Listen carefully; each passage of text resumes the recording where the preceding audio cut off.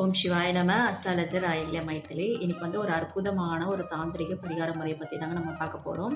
அது திருஷ்டி சுற்றி போடணுன்னா கூட ஒரு எலுமிச்சை பழத்தை வச்சு தான் திருஷ்டி சுற்றி போடுவோம். இல்லை வியாபாரம் செய்யக்கூடிய இடங்கள்லாம் வந்து எலுமிச்சை பழத்தை தான் வந்து அதிகமாக பயன்படுத்தும். அந்த எலுமிச்சை பழத்தில் சில பழங்கள் வந்து கிரகிப்புத்தன்மை வந்து ரொம்ப ரொம்ப அதிகமாக இருக்கும். ஸோ அந்த ஸ்பிரிச்சுவல் ஸ்பிரிட் வந்து அதிகமாக இருக்கணும், நல்ல ஒரு ஆகர்ஷண சக்தி நமக்கு கிடைக்கணும். எலுமிச்சை பழத்தை வந்து நிறைய பேர் வந்து உள்ளுக்குள்ளே வந்து ஜூஸ் போட்டு எடுத்துக்கும் போது ஒரு எனர்ஜெட்டிக்காக இருக்கிறது வழக்கம்தான். சில பழங்கள் வந்து தேர்ந்தெடுக்கும் பொழுது அதில் சில விஷயங்களும் உண்டு. பூஜை புனஸ்காரம் தாந்திரிக வழிபாட்டில் இருக்கவங்க எல்லாருக்குமே வந்து நிறைய இதை பற்றி தெரிஞ்சிருக்கும்.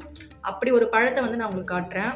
நீங்கள் உங்களுடைய இறை வழிபாட்டில் இதுக்கப்புறம் வந்து பூஜைலாம் பண்ணுறீங்கன்னா செலக்டடாக வந்து சில எலுமிச்சை பழங்கள் எல்லாம் இருக்குது. அந்த மாதிரி இருக்கக்கூடிய பழங்கள் தேர்ந்தெடுத்து அதில் நீங்கள் மந்திரங்கள் உருப்போட்டாலும் சரி, திருஷ்டி தோஷங்கள் வந்து நீக்கிறதுக்கு அந்த மாதிரி பழங்களை பயன்படுத்தினாலும் சரி, உங்களுடைய வீட்லேயும் பூஜைக்கும் நீங்கள் சாமிக்கு வந்து மாலை மாதிரி கட்டி போட்டு உங்களோட வேண்டுதல் வந்து நிறைவேற்றணும்னு நினச்சாலும் சரி, எல்லாத்துக்குமே அந்த மாதிரி பழங்களை வந்து யூஸ் பண்ணலாம்.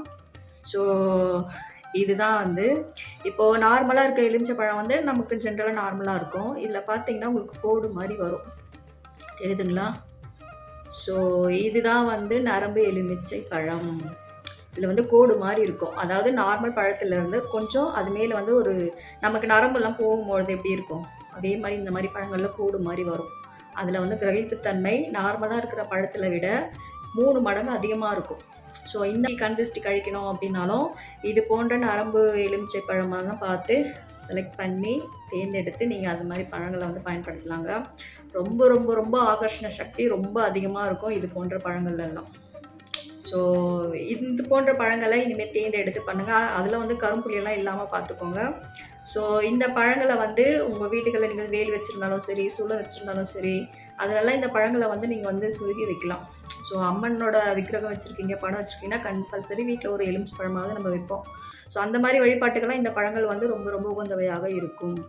ஸோ இதுதாங்க. இதே மாதிரி பழங்களை வந்து நீங்கள் நல்லா மந்திரங்களெல்லாம் உருப்போட்டு அதை வந்து ஜூஸ் மாதிரி பண்ணி குடிச்சிட்டு வரும்பொழுது உங்களுக்கு நல்ல ஒரு எனர்ஜெட்டிக்காக இருக்கும், ஒரு ஸ்பிரிச்சுவல் ஸ்பிரிட் நம்மக்கிட்ட இருக்குங்க. ஸோ பயன்படுத்தி பாருங்கள், பலன் பெறுங்கள். நன்றி, வணக்கம், வாழ்க நலம். ஓம் சிவாய நம.